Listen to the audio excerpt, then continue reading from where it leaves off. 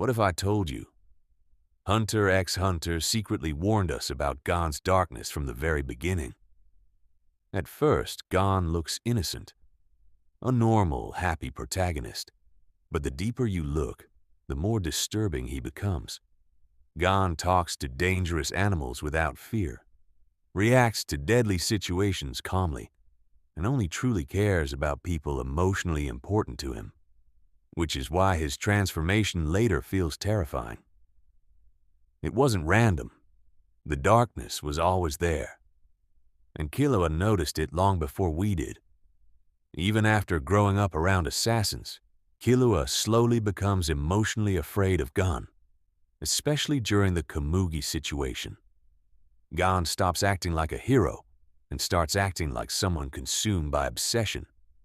His morality completely breaks once someone important to him is hurt. But here's the genius part.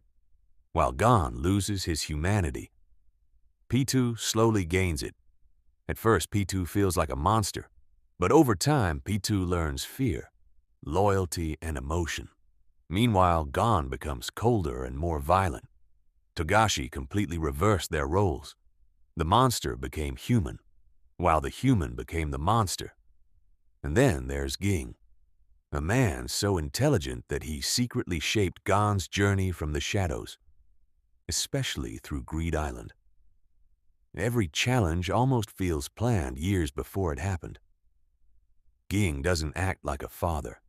He acts like someone observing an experiment, which connects perfectly to the Phantom Troupe. They cry deeply for Uvagin, yet massacre innocent people without guilt. Togashi's hidden message is terrifyingly realistic. Humans often value their people while emotionally disconnecting from outsiders. And then comes Netero's final message.